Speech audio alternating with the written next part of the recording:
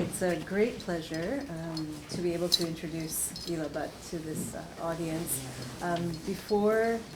Two things before I start. There is a reception afterwards and dinner right in the common room, so please, you're all welcome to join.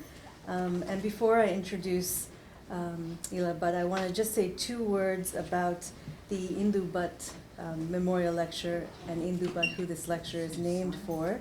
The lecture has been supported by and is also commemorating the long support of the South Asia Council by the Bhatt family, Dr. Praveen Bhatt and of course Indu Bhatt, his wife, were the centerpiece of council activities. Dr. Bhatt was of course instrumental in starting the council many years ago and have been closely associated with the council activities. Indu Bhatt in particular was an important supporter of council activities and cultivating interest in South Asia amongst a dedicated group of Yale students for many years.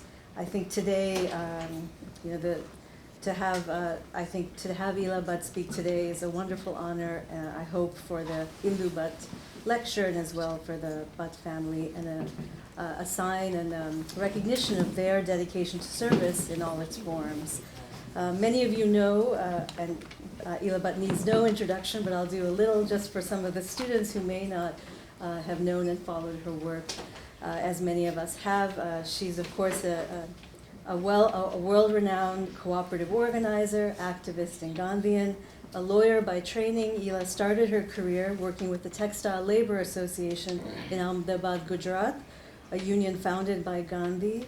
She worked in the women's division and then founded in 1972, as part of that work, the Self-Employed Women's Association of India, or SEWA, and served as its general secretary from 1972 to 1996. SEWA is, of course, well known for many things, but also for spawning the Cooperative Bank of SEWA, which became a model for microfinance programs around the world.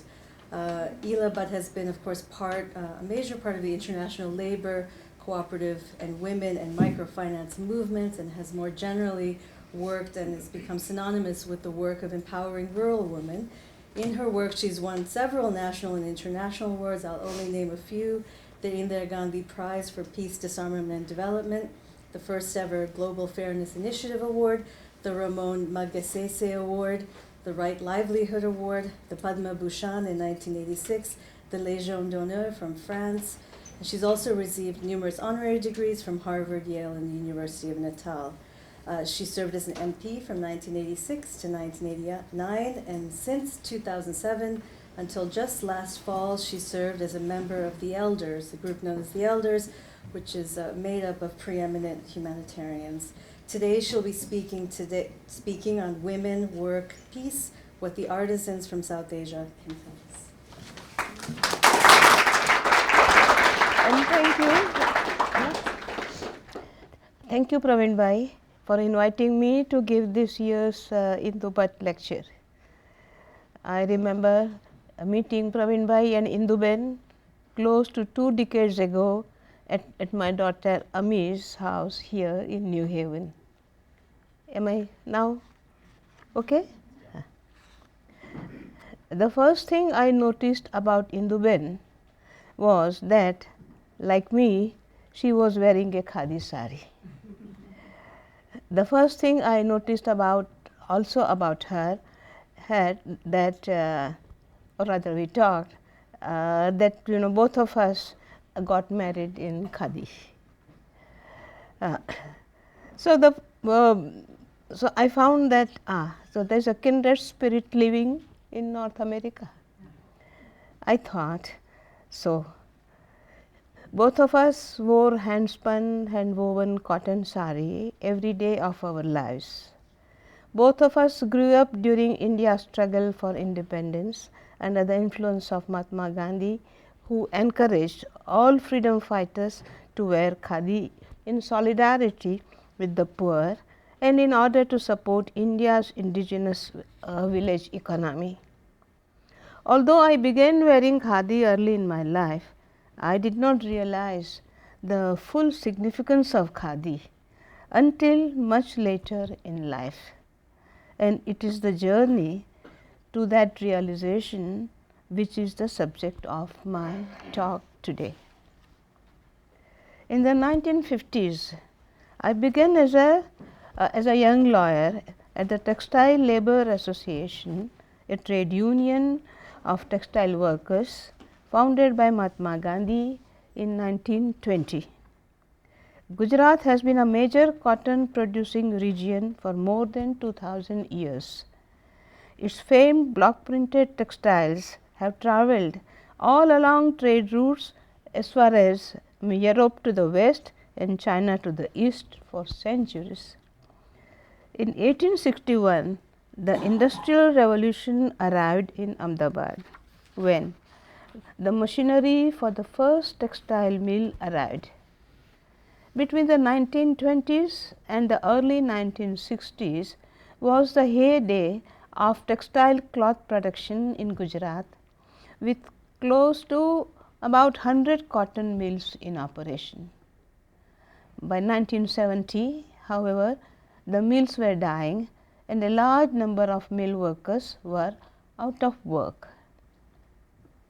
When I visited the homes of these unemployed workers, I noticed that while the men were waiting around for a good job to turn up, the women were all busy working. They did piece-rate work at home, like sewing rags into quilts, rolling incense sticks, agarbatti, or making beedis, that's the Indian cigarettes. It was their income that kept the family from starvation. Once I noticed the women at work, I began seeing them everywhere. They were cart pullers and vegetable vendors. They were rack pickers and food processors, and a very large number of them were the sole breadwinners in their family. The women worked long hours, were badly exploited, and had no legal protection whatsoever. Why? Because no one saw the women as workers. Not even my own trade union, that is the Textile Labour Association. Even TLA was, who was not willing to recognize them as workers. Despite their large numbers, despite their direct and considerable contribution to the national income and the GDP, the women were invisible to the nation because the Indian census recorded them as non-workers. This was gross injustice, and yet the Indian economy ran on the backs of such women and men who were dismissed as marginal workers in a marginal economy. The irony, of course, was that about 90% of India's workforce was marginal, while only 10% of industrial organized labor made up the so-called mainstream. And let me say that today 95.7% of the labor is in the so-called marginal. So, the informal sector is growing today. So, in 1972, we formed the Self-Employed Women's Association, or SEWA, SEWA. The registrar of trade unions would not register us as a trade union. Who are you working for? They asked. Against whom are you going to agitate? Their argument was that if you had no employer, you were not a worker. We insisted that by definition, a union is about coming together. We were coming together for each other, in support of each other. We didn't need to be in opposition to anyone. SEWA straddles the realms of both union and cooperatives. The union mobilizes and organizes the women to come together around their work issues, and then the women formed their own trade cooperatives. Trade cooperatives gives the women greater bargaining power, access to credit, training and markets. They help the women to build assets, to own assets. Today, SEWA has 109 primary trade cooperatives, rural and urban, some built around products, others around services. There are as many trades in a developing country as there are facets to the country's economy, and self-employed women can be found in every one of them. There are vendors cooperatives as well as midwives cooperatives, rag pickers cooperatives as well as weavers cooperatives. Of course, we had trouble registering our labor cooperatives, our street paper, our street waste pickers cooperative was suspect because they did not manufacture any products. The midwives cooperative was asked that why delivering babies should be considered an economic activity. The video producers cooperative was denied registration because the directors, the producers and the sound and camera technicians were all our illiterate members. The officials had no concept of how powerful a visual medium like film is in the hands of those who are not enslaved by the written word. Most of the women did not own their tools of trade. The cart puller rented her cart every day. The vegetable vendor bought her day's stock on credit and paid a high interest rate at the end of the day for that privilege, 10% per day, for example. No wonder the women could never get ahead. They were on a treadmill. One slipped due to ill health or bad weather, and they spiraled into debt. Without assets to fall back on, they were perpetually vulnerable. SEWA tried to help them get loans from banks, but the loan amount the women needed was so small that the bankers were annoyed. The bank tellers were not pleased with the fragrant, small denomination rupee notes the women produced from their blouses. The women could not sign their names. They did not have proper addresses. The problems were many. So, the women said to me, "Ben, why don't we start our own bank?" I said, we are poor, but they said, but we are so many. And the women bought shares at 10 rupees each, built up the share capital, the seed capital of 100,000 rupees, 1 lakh rupees, and formed a cooperative bank called SEWA Cooperative Bank in 1974. The registrar of cooperatives initially refused to register SEWA Bank because its members were illiterate. Although the women ran thriving businesses, borrowed and repaid to moneylenders on a daily basis, and starting their own banking cooperative was impossible because they could not sign their names. When we came up with our own photo identification system, they eventually relented with a severe warning to me, saying, "You seem to be a woman of good sense. These type of women are born deceivers. They will not repay and will run away with the money, and you will be left to face disaster on your own." He could not have been more wrong. SEWA Bank not only flourished with a long repayment rate of 98% and distributing 9% of dividend every year from the beginning, except the first year, till now, till March 31st, 217. But it became also a pioneer of the microfinance movement around the world. Today, it has a working capital of around $500 million.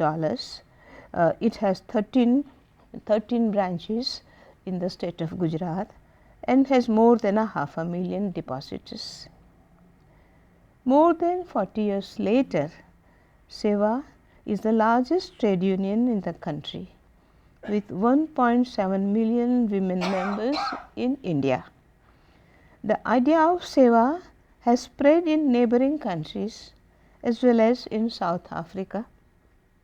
It took the ILO, International Labour Organization, 24 years to recognize that self-employed workers the world over are indeed workers and that home-based work is indeed work. And after 1990, the Indian census also began to record the varied occupations of women. For poor women, income from any one type of work is usually not enough to make ends meet. So, they have several income earning occupations. In fact, 80% of SEWA members are engaged in multiple types of work. Much of it is seasonal work. Vegetable sellers also make kites at home. A small farmer works on her own farm. In tough times, she also works on other farms as a laborer. When the agriculture season is over, she goes to the forest to collect gum and other forest produce. Year round, she embroiders either at a piece rate for a contractor or to sell to a trader who comes to her village. She waits for the trader to come.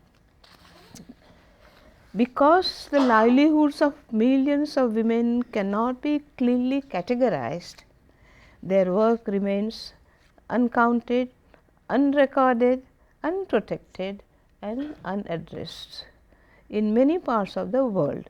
It's not only India, but it is their range of skills that become their greatest assets in times of need. When SEWA begins working in a community, the first thing we do is to survey the range of existing skills among the women in the area. And invariably, we find that the so-called unskilled labor at the bottom of the economic pyramid are often highly skilled craftswomen who were weavers, dyers, embroiderers or basket makers who could no longer live by their traditional crafts. Our job then was to help them revive their generations old skills by providing them with raw materials, tools and most important markets for their products. We found that women fleeing drought worked in road construction as part of the government's famine relief efforts. They earned just enough to eat a daily meal, but if they were given a needle, a thread and a piece of cloth, they could create masterpieces worth several hundred rupees. Today, the embroidery and applique cooperatives of SEWA are some of the most successful. The women embroider in their homes, bring their products to the cooperative and they are paid by their peers. The women meet to upgrade their skills, buy fabric and thread and mirrors at wholesale prices and bring their products to market in Gujarat and in other parts of India, including global market. Embroidery is but a stepping stone to a host of collective activities the women participate in. They form self-help groups to save, to lend and to borrow from each other. They form water cooperatives to build water tanks in the village and rainwater harvesting in their homes. They join health cooperatives and creches and get access to a large network of services. A woman finds that economic freedom brings a host of change in her life, what we call Swaraj. She begins to find her voice. She has an identity. She has an identity as a worker, as a farmer, as a producer, as a shareholder, as a union member. So these are the various faces of her identity, and she begins to build assets and own the assets in her own name as well, of course with a joint name of the father or the husband. In 2006, Prime Minister Manmohan Singh invited SEWA to work with women's groups in the neighboring SAARC countries, which are Afghanistan, Bangladesh, Bhutan, Nepal, the Maldives, Pakistan and Sri Lanka, as you know, in order to build regional cooperation. Initially, that meant the groups of women were sent by their respective governments to come to SEWA to receive training in how to build and run cooperatives or in upgrading specific skills. In 2010, a SAARC Development Fund, SDF, a SAARC Development Fund was established by the member states, and SEWA was asked to also visit the women in their own environments and learn about local conditions. What we found was that in many ways women's working conditions across South Asia were not very different. Their craft heritage was rich and varied, but there was also much common ground between the cultures in terms of materials and techniques and even language. Many artisans struggled to sell in international markets because most of their competition was from neighboring countries. We suggested forming a marketing network to enter the global market collectively with a common catalog and a single brand name. The name Sabah, meaning fresh morning air in Urdu, was chosen and the initiative was launched in Islamabad. I remember how attracted some of the women were to my khadi sari, again khadi.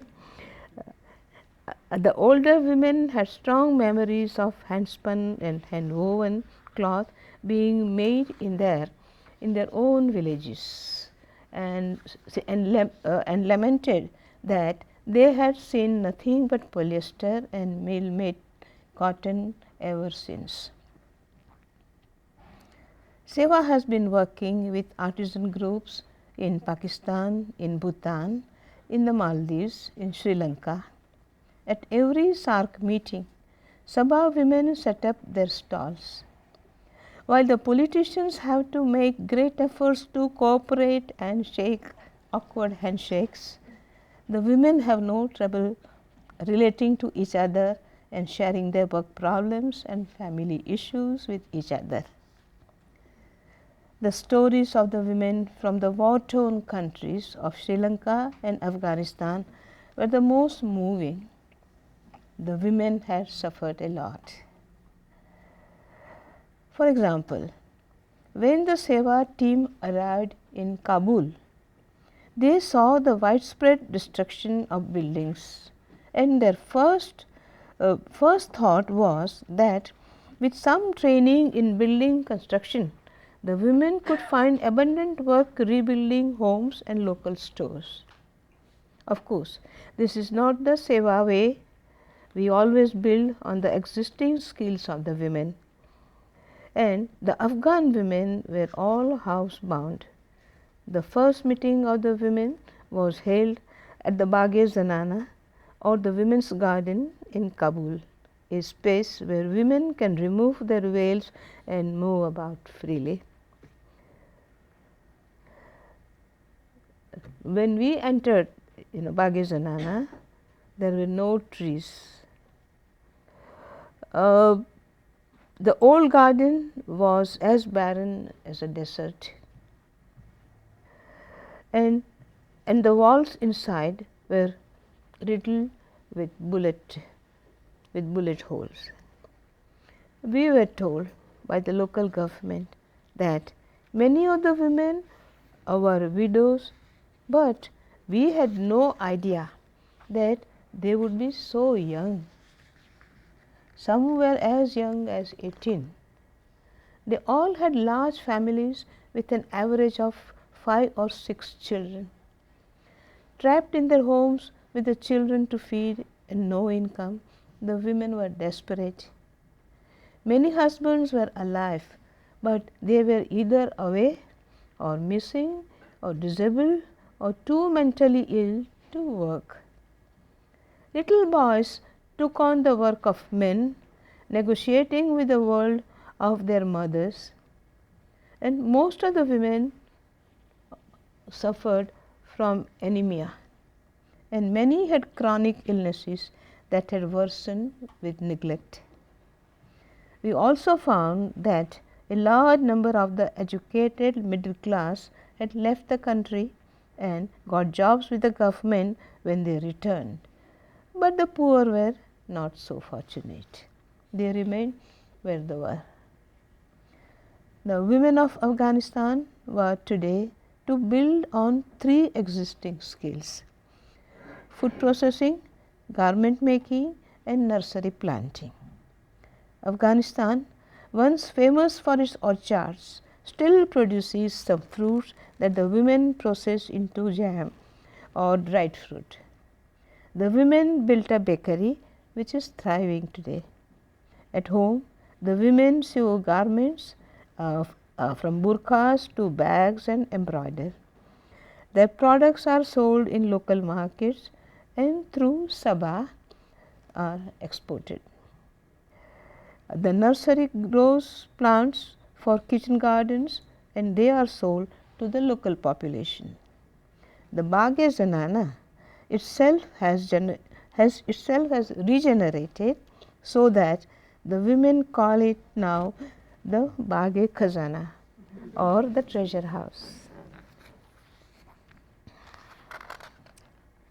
These are women who have created their own jobs. The least we can do is support their efforts. I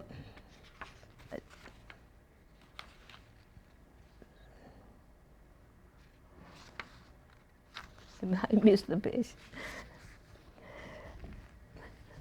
So, SEWA has trained more than 1,000 master trainers, women in Kabul, in how locate raw materials, create marketable products, and train them in cost accounting and other financial management techniques. And most important, SEWA helps them identify and connect with markets.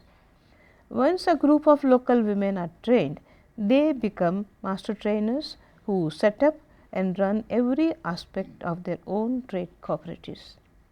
The Afghan women have now gone into neighboring villages to organize women's groups and create income generating activities. SEWA has recently been invited by the Afghan government under bilateral agreement to work in 3 provinces to help train 2,200 women trainers who are working in the carpet weaving and mushroom weaving industries. These experiences have made me step back and think, what are the women artisans of South Asia telling us, and what can we learn from them? I can tell you what I have learned. 1. That when there are 50 million home-based workers in South Asia and 80% of them are women, we need to look at work in a different light. Our idea of employment must look beyond the office and factory 9 to 5 kinds of models and gear our laws, policies and economies and our budgets to accommodate the needs of the self-employed. These are women who have created their own jobs. The least we can do is support their efforts. 2. When women are able to associate, create networks and build institutions, they flourish. They bring creative solutions to common problems of the nation, common problems of the society. They have demonstrated that even the illiterate are able to earn a living, run businesses and start banks. The organizations they build are also largely non-hierarchical and inclusive. Lesson number 3, what is dismissed as soft, ordinary women's work is in fact a family's lifeline in times of trouble. Sewing, embroidery, food processing, gardening and various are skills that feed and clothe the family, but they also have income generating potential, great income generating potential. We would do well to remember that sustaining, upgrading, expanding and updating those skills is an investment in the women, their families and in their communities. They are not subsidies. We cannot fail to see that food takes on a different meaning in times of scarcity. Embroidery brings beauty into the lives of people who have seen brutality all the time. Plants and nurseries breathe new life into a soil that has seen only death and destruction. Women's work brings humanity where humanity cannot be taken for granted. And I am not just talking of war zones. It is equally true of poverty-stricken neighborhoods in our own backyards as well. In my view, poverty is nothing but a form of violence and injustice which is perpetuated with the consent of society, with our consent. Women's work, therefore, is part of what I call an economy of nurturance. I think the artisan women are also telling us that in war-ravaged societies, cessation of hostilities is not peace. When families are torn apart, homes are broken and the economy is in a disarray, peace is food on the table. Peace is work that brings both joy and enough income to build assets. Peace is children going to school and peace is feeling secure enough in the present to be able to plan for the future. So, here I come back once again to khadi. When Gandhiji encouraged freedom fighters to spin cotton and wear khadi, he was taking more than a stand against made in Manchester clothes. He was saying that by choosing to wear khadi, the source of livelihood of millions of weavers across India, over machine-made imported textiles, we are bringing power back into the hands of the village weavers and building the local economy. He was encouraging the urban population to show support for their rural brethren. It used to be that when one bought khadi, 80% of the profits went into the hand of village producer. All those who labored on that, and 20% went to the management. So this proportion of 80-20 ratio is still the same. Today also it is the same, though only after government subsidies. By wearing khadi, last page, by wearing khadi, we honor the spinners, the weavers and artisans who work with their hands. We get money flowing into the rural economy. I think Gandhiji's entreaty to support khadi has been taken far too literally.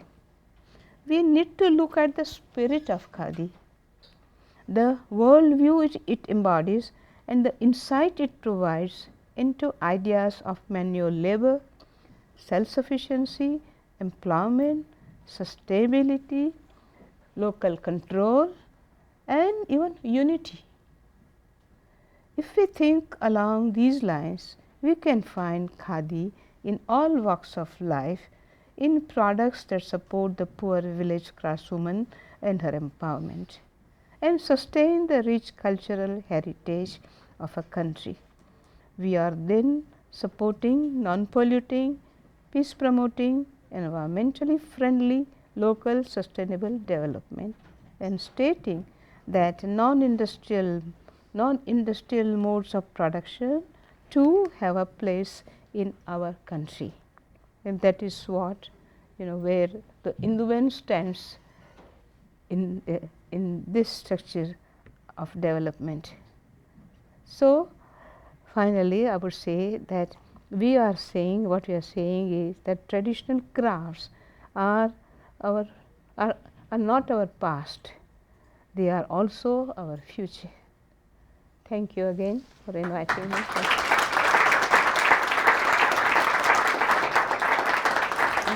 Thank you.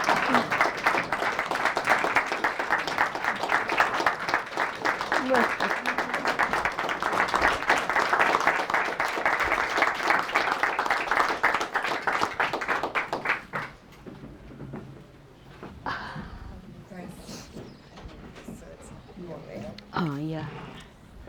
Thank you.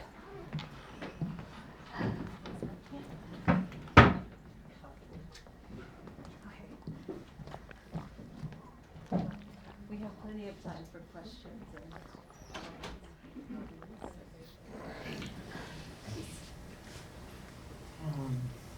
I don't want to take up the opportunity for students. I'm 77 years old. I have worn khadi from my second year engineering till I ran away to United States. If you go to khadi, by the way, are you wearing khadi or handloom? Khadi. Handloom? Khadi. It's beautiful. I never high wear quality. anything. If you go to Khadi Bhandar, at least in Bombay, in Flora Fountain or in Dadar, with all due respect, I have spun khadi, 4 shirts were made. That's the most inefficient, parasitic people that one can see. You mentioned about the subsidy. Is that true in khadi centers throughout? These people are kind of, I am not trying to make a judgment on that, but that's how, you go, surrounding businesses are open, these people have long lunch hours. When you go inside that khadi bhandar, it's more inefficient. Has the subsidy really taken away the spirit of khadi? Is it sustainable? I would like to hear from you. By the way, your sari is very high quality. We don't see that very often in Bombay. Yeah, but I don't wear, such nice for every day. For every day, it is thick. And you see, as I said, subsidy and this 80-20, ratio. 80%, if you buy 100 rupees of khadi, 80 rupees goes to the spinner and weaver and dyer and whoever. And then 20% goes to the management, what we call this bandar and shop. And so earlier it was true as such, because it was more, the khadi was used more for their own home use, and most of the people produce their own cloth and get it stitched by the local tailor, and that is what they wore, including their khadi cap. So, so at that time 80-20 was clear. Today also, so far as weavers and these workers are concerned, artisans are concerned, they do get, sometimes weavers get much more than before, but that is because of the government subsidies that goes. The government subsidies is around 15%, and plus the state government also adds to it another 15%. So 30% of the cost of the wages goes to the to that commission or KVIC who run the program. So that way it's true. So far as today's status is concerned, in these last 3 years, the production has increased. Yes, the number of producers has increased, and the sales have gone 3 times more than before. But that doesn't mean that people are buying khadi, understanding and realizing that this this sustains the rural economy, not necessarily. But now that the khadi garments and khadi sarees are being produced in a fashionable way, so nothing wrong, good, what the consumers like. But so that's the attraction, and there have been more foreign buyers as well. Really? Yes, because they understand more about, they have earned non-cotton all the time. So when they see cotton, they like the beauty of it and the comfort of it, and they also are good buyers. But the point is that whatever we buy it with understanding that what they have been spending, where is it going to go? Is it going to go for the nurturance of the self or the society and the planet, or is it just for your own self-centered?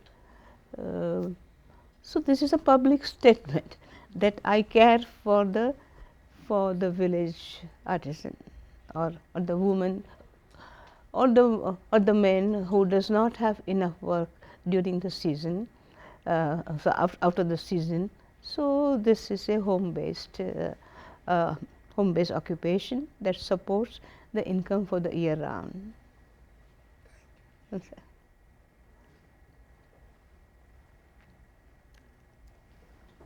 Yeah, I'm just wondering how the variety of religions across that region might help or hinder your efforts to organize women. Sorry, I didn't know. So how does the variety of religion, differences in religion, affect your ability to organize women?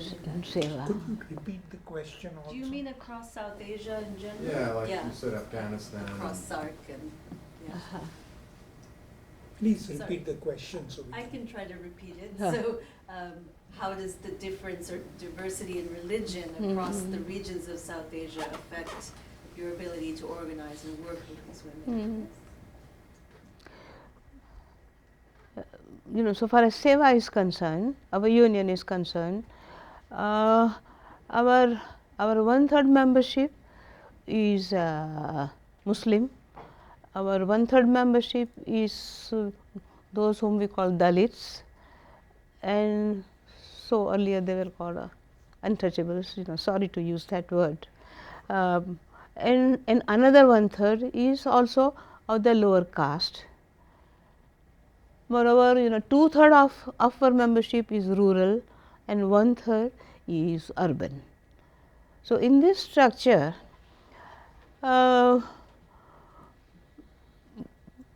because it is a union, a labor union, we have been very particular that the whole focus and the central point or issue is of organizing on the basis of work. And when it comes to work, then home based work is done by rural, urban, of all kinds of things. When it comes to market women, so in the downtown market there are women selling all kinds of things so in different markets, and they all belong to different religion. So, and then we are also particular. So, in SEWA, being a Gandhian, we start with a prayer, and our prayer is all religion prayer. So, we all speak prayer of Islam also, and also of Hindu, and also from the Bible. So, that is a everyday routine that, and all the time there is nobody is like this this religion or that religion, but the main interest is to to build up their economy, home, family economy, and be covered by fair wages, fair income, and then be covered by social security, insurance, group insurance, and other health care, child care. So, and from there, from that each community and occupations also come up the local leaders, what we call Agevan. So, these local leaders also then get more and more empowered and trained, and then elected at different positions in the trade union. For example, our general secretary is today the elected. The general secretary is a Christian, and and the other secretary, we have 3 secretaries. The other secretary is a Hindu, and the 3rd secretary is Muslim. Yes. So, this is how they are elected. So, I think we travel together, eat together. So, I think being more together is that really washes out all different kinds of prejudice and small some beliefs that you have, and you come to know more about the other communities as well, in travels, in struggles, in court, and also basically being a Gandhian, Gandhian thinking, the union is progressing on those lines. Related follow-up question. Is SEWA apolitical, or you have political affiliation? And I kind of remember somebody from SEWA coming here, you might remember Praveen Moore, and talking about the Hindu-Muslim riots and yeoman work that SEWA did in those terrible times. Has your fortune changed because of the change in power in India, or it does not affect SEWA's good work at all? See, we were favorite of none. I'm sorry? We were favorite of none. having said that, when you struggle for the underprivileged or particularly poor, then that struggling and demanding and changing, all that is political action as such. Changing the balance of power in favor of the poor or women or slum dwellers or like that. So, that changing the balance itself is a political action. So, always that we had always that tension together, but that has made us grow, and it is a whole empowering process. The SEWA has a policy, definite policy, as we had in the TLA. We had the policy to be not get into electoral electoral party politics. So, no one so far. Yes, good in a way.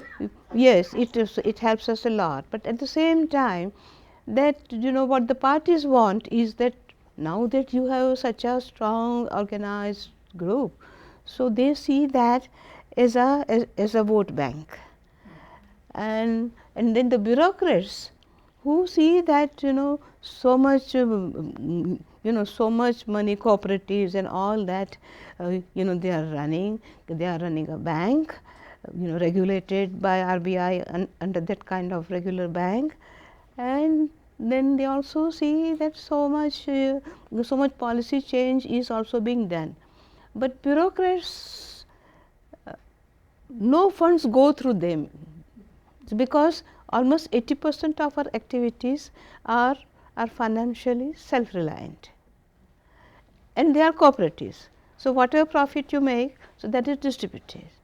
So, those project funds do not, we have no projects as such, we do not call it a project ever, but those funds never pass through the bureaucrats.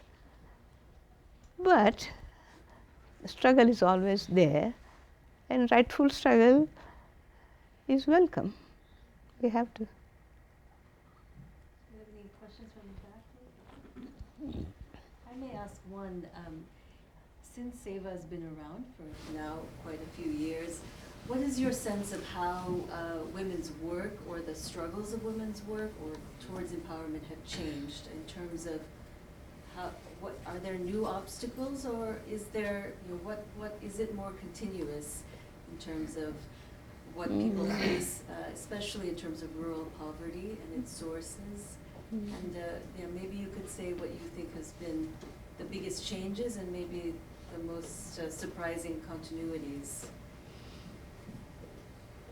In sum, I would say that as compared to earlier days, women, now I would say SEWA women, SEWA women have an identity, different identities, and have their own identity as well, because there are so many things in their own name. So, Aadhaar card also in their own name, and their share certificate and all this. So, they have an identity. So, they are not anymore being introduced as somebody's wife or somebody's neighbor or somebody's mother or like that. Secondly, they have realized our SEWA's very pointed focus is towards asset generation and asset building and asset ownership. So, with the bank account, with the bank deposit, through that she grows and grows, and her business also grows. So, those implements that she used to have hire from a money hire from other contractors, or that she had to borrow money, all that kind of exploitation is gone. She has a fair access to financial services. Financial services includes savings and credit, to insurance, pension and housing, and social security also includes healthcare and childcare. So, all this is as part of the integrated financial services, she has the access to that through her membership and through her savings bank account. So, she has her own asset. She is more confident, and then organizing itself is a very empowering process. So, nobody earlier knew her name, or nobody asked her name, while now she goes in delegation to meet the ministers, to meet the collector, to meet the municipal corporation commissioner, and then gives evidence in the court in her own language. She talks with lawyers and then travels. So, because we are affiliated with the international union and all the way to ILO and ICFTU, so they are represented and they travel abroad. So even within our countries. So all that, and particularly all the time you have to face the police. Something or the other, the police always catch you, and you have that you have broken this law or this rule or this, and just puts an FIR on you. So she is no more afraid of the police. She is no more. She will go and stand and look eye to eye to the Faujdar or to the police officer and at the police station.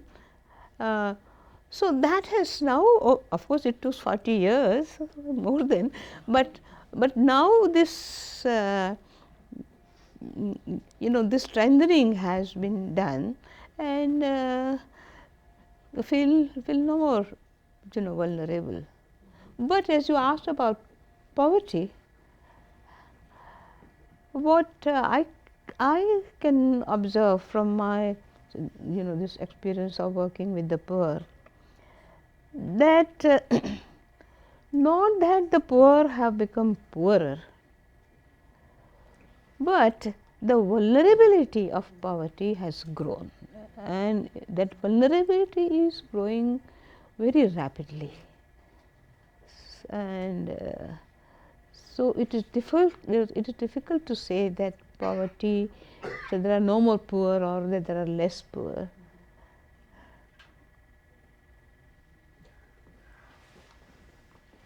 You were working for 17 years, the question is that obviously so many of the women that you worked with who then started earning and got better off and so on, what has happened with their children, the girl children? They become more educated? Are they doing the same thing? Are they going out doing other things?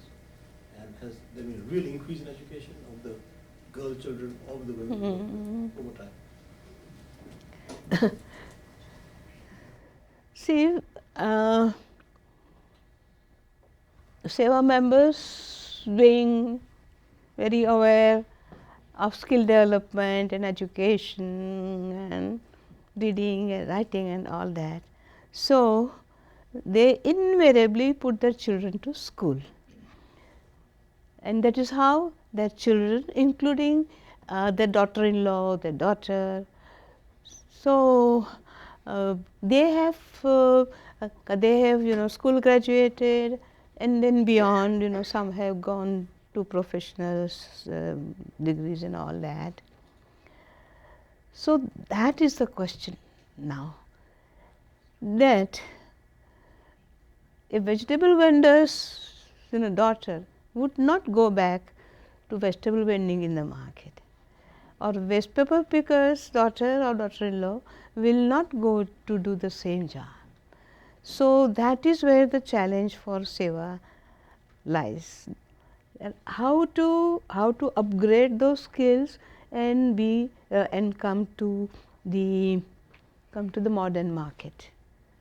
So, for example, now the new generation of waste paper pickers have done many other things, but one of them is making paper and stationery, cooperative, all cooperative.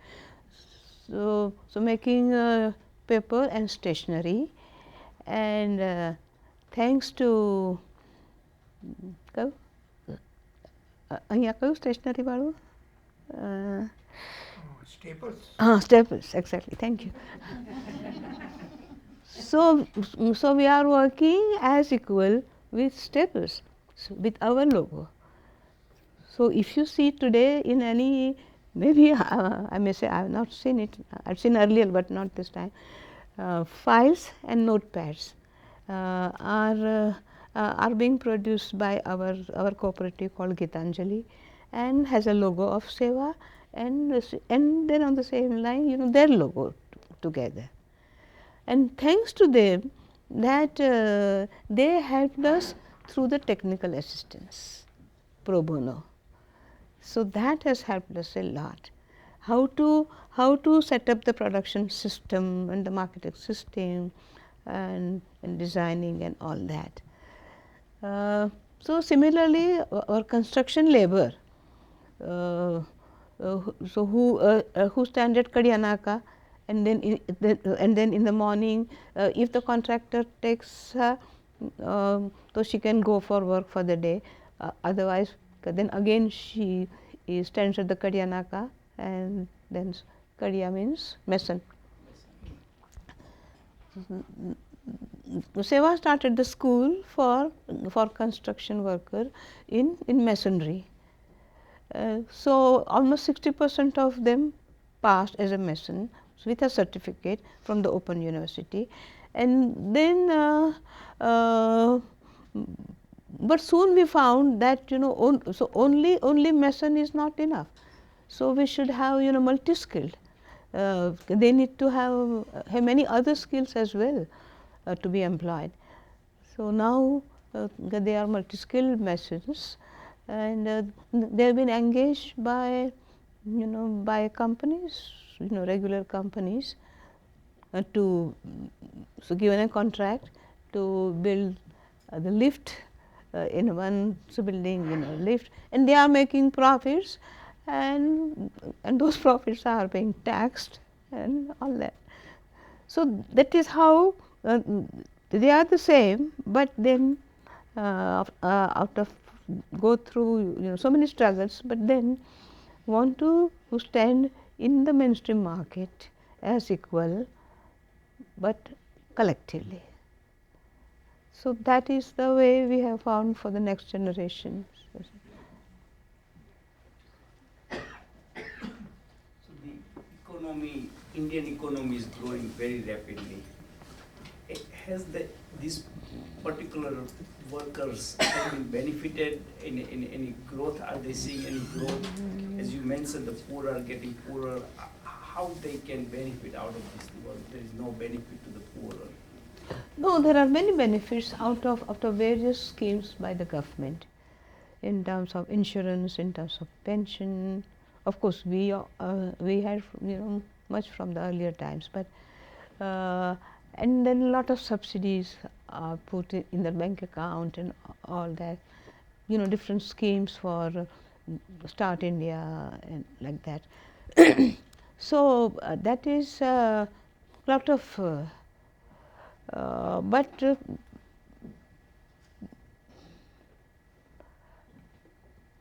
it's not so easy unless you are organized individually. It is very difficult to benefit.